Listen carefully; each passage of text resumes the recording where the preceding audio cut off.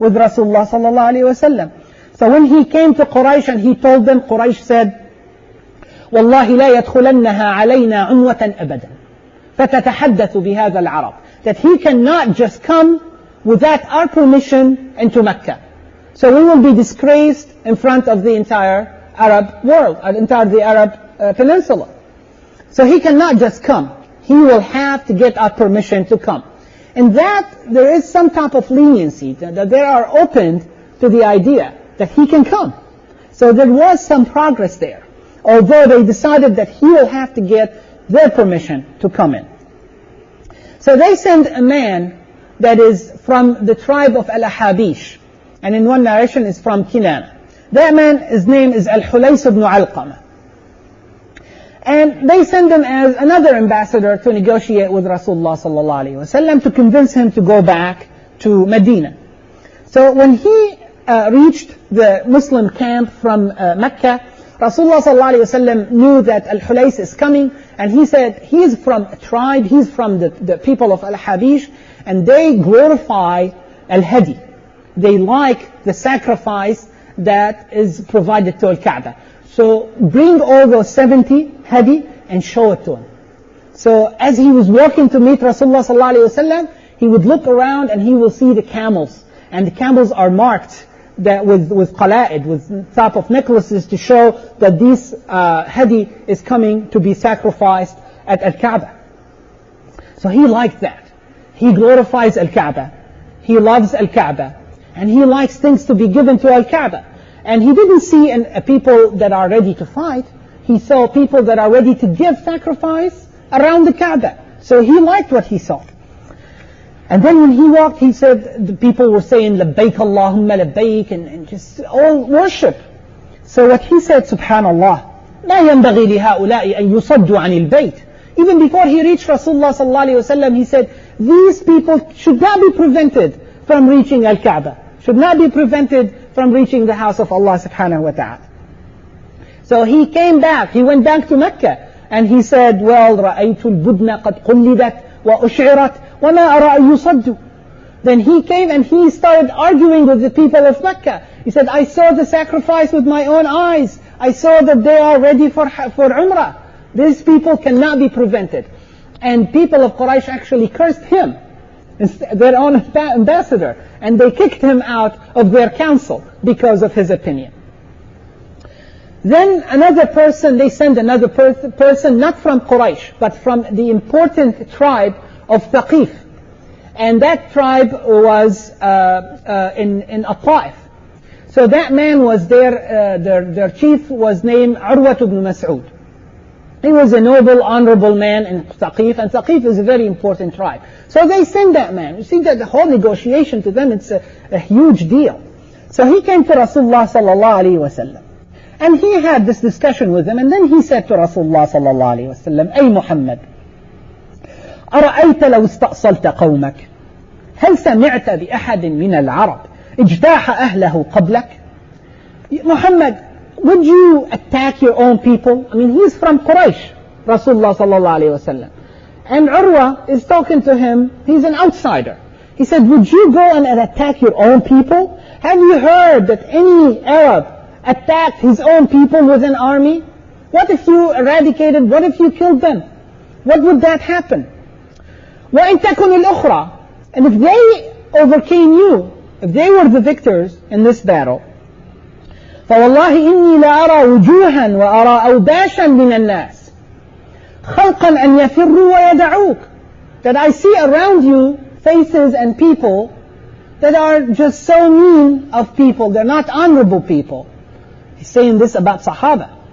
And they will escape, they will leave you alone in the battlefield, and they will leave you without support. So Abu Bakr, and the way it is narrated, and Ibn Ishaq could not, and he's usually the one that is so lenient, is so patient. He cursed them in a curse, it's a big, he just answered them, and he said, Wallahi, we will not escape. I mean, how would they escape? They were with him in Al-Khandaq, they were with him in Uhud, when everything was around them collapsing, and they were with him in Badr. He said, we will not leave Muhammad sallallahu alayhi wasallam. And then this man started getting more aggressive with Rasulullah sallallahu alayhi wasallam. He wanted them to go back.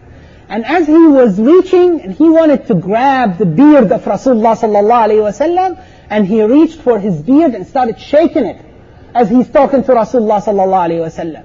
And as he's reaching his beard, he feels a sword coming down on his hand, striking him, not with the sharp edge, but with the body of the sword. And he pulls his hand in pain, and he said, who is this?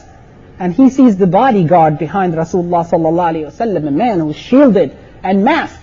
And he just said, take your hand away from Rasulullah sallallahu alayhi wasallam. And he said, who are you? And then a Sahaba looked at Urwa, this man. He said, you did not recognize this man? This is your nephew, Al-Mughira ibn Shu'bah.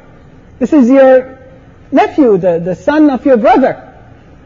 And he said, my nephew is striking me to protect Rasulullah sallallahu alayhi wasallam. He said, wa ghudar, you traitor.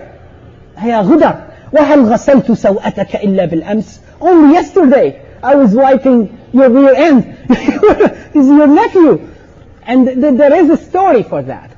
Al-Mughira ibn Shu'bah, the man from Thaqif, when he was before Islam, he was on a trip, on a journey to Egypt. And they visited Al-Muqawqis. And Al-Mughira used to be a very rude person. And person of Jahiliyyah, of ignorance. And in front of Al-Muqawqis, everybody is showing Al-Muqawqis respect and glory and all of that. And Al-Mughira was rude. He's just didn't even care that he's in front of Al-Muqawqis, the king of Egypt. So Al-Muqawqis, in reply to that, gives all his friends gifts except Al-Mughira. Al-Mughira doesn't get a gift. So Al-Mughira gets really angry. And everybody was teasing him with this on the way home. So with his personality, when they were all asleep, he goes out and he kills them. He kills the friends that were with him on that journey. And he takes all these gifts and he ran to Medina. And then he declares Islam. So Rasulullah sallallahu alayhi wa sallam, after he declared Islam, he said, أَمَّا الْإِسْلَامُ فَأَقْبَلْ. Your Islam I will accept. وَأَمَّا الْمَالِ فَلَسْتُ مِنْهُ فِي شَيْءٍ. But this stolen money, this money is not something that I would accept from you.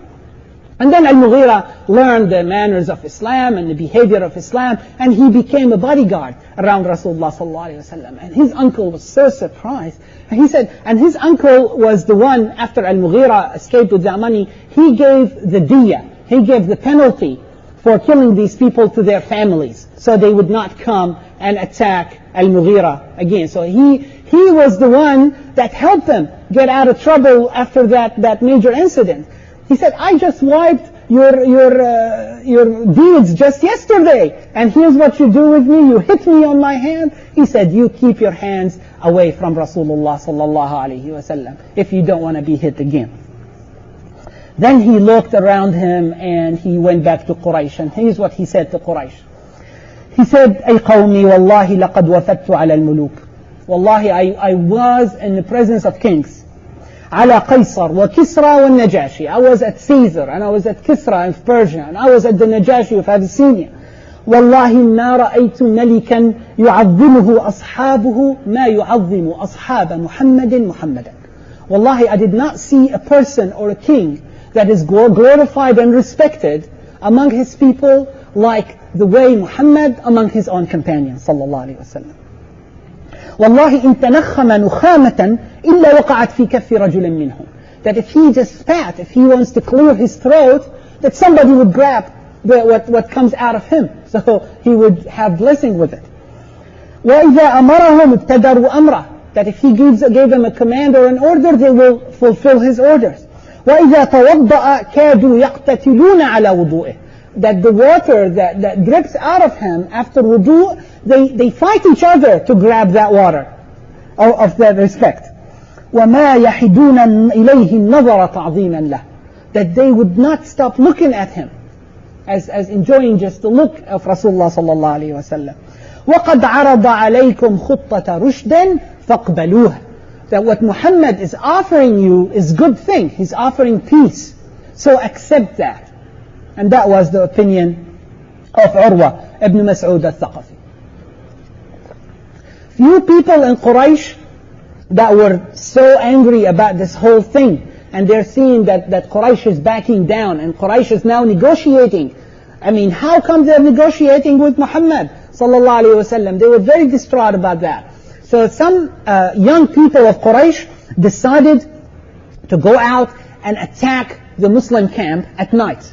So if there are only 70 or 80 of them, and if they started that attack at night, the chaos may ensue there, and people may think they're being attacked, and Muslims may attack the Mushrik camp, and then there may be a war finally, and that's what they wanted. They wanted to fight. They don't want this whole negotiation thing. So 80 of them went from At-Tan'im and then tried to sneak into the Muslim camp.